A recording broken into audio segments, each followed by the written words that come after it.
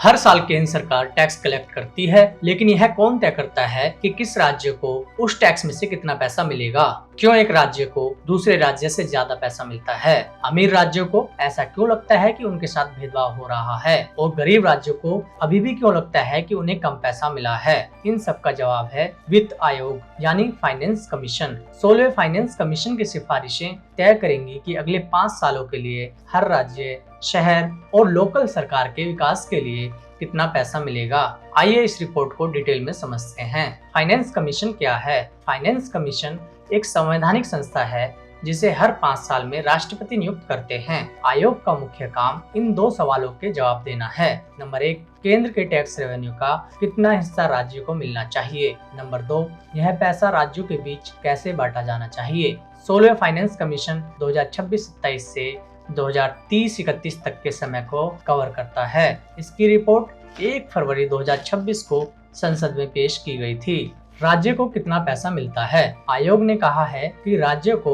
Central tax revenue में से 41% हिस्सा मिलता रहेगा। यह हिस्सा 15वें फाइनेंस कमीशन के बराबर ही है। इसमें कोई बदलाव नहीं किया गया है। राज्यों के बीच पैसे का बंटवारा कैसे होता है? राज्यों के बीच टैक्स का पैसा बांटने के लिए फाइनेंस कमीशन कुछ क्राइटेरिया का इस्तेमाल करता है। इनसे यह तय होता है कि किस राज्य को कितना पैसा मिलेगा। ये इस प्रकार हैं: आय का अंतर और आबादी। जिन राज्यों का पर कैपिटा जीएसडीपी कम है उन्हें ज्यादा पैसा मिलेगा ताकि वे दूसरे राज्यों के बराबर आ सकें। यह हिस्सा 2011 की जनगणना के आधार पर तय किया जाएगा कि उस राज्य में कितने लोग रहते थे। जीडीपी में हिस्सा। देश की जीडीपी में किसी राज्य का कितना हिस्सा है? 16वें वित्त आयोग ने एक नया नियम जोड़ा है कि कोई राज्य देश की जीडीपी बढ़ाने में कितनी मदद कर रहा है। जो राज्य देश की अर्थव्यवस्था में ज्यादा योगदान देते हैं उन्हें अब इसका इनाम मिलेगा। जनसंख्या नियंत्रण में प्रदर्शन। 15वें वित्त आयोग ने उन राज्यों को इनाम दिया था जिन्होंने अपनी प्रजनन दर कम रखी थी, लेकिन 16वें वित्त आयोग ने इसे बदल दिया है। अब यह 1971 से 2011 के बीच की जनसंख्या वृद्धि को देखेगा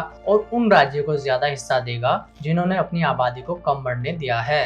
ग्रांट्स यानी अनुदान। कमीशन ने अगले 5 सालों के लिए कुल 9.47 लाख करोड़ रुपए के ग्रांट्स की सिफारिश की है, लेकिन उसने 3 तरह के ग्रांट्स को बंद कर दिया है: revenue deficit grant, sector specific grant, state specific grant. इसने 2 एरिया पर फोकस किया है। नंबर 1, लोकल बॉडीज, रूरल और अर्बन। नंबर 2, आपदा प्रबंधन। लोकल बॉडीज, रूरल और अर्बन लोकल बॉडीज को ग्रांट तभी मिलेगा जब ये 3 शर्तें पूरी करेंगे। नंबर 1, संविधान के नियमों के अनुसार लोकल बॉडीज का सही समय पर गठन होना चाहिए। नंबर 2, उन्हें अपने खर्चों का ऑडिट किया हुआ हिसाब किताब सार्वजनिक करना होगा। नंबर 3, उन्हें समय पर स्टेट फाइनेंस कमीशन बनाना होगा। आपदा प्रबंधन। कमीशन ने state disaster relief and management fund के तहत डिजास्टर मैनेजमेंट के लिए 2.04 लाख करोड़ रुपए दिए हैं। इसमें से केंद्र 1.5 लाख करोड़ रुपए देगा और बाकी का पैसा राज्य मौजूदा कॉस्ट शेयरिंग फॉर्मूले के हिसाब से देंगे।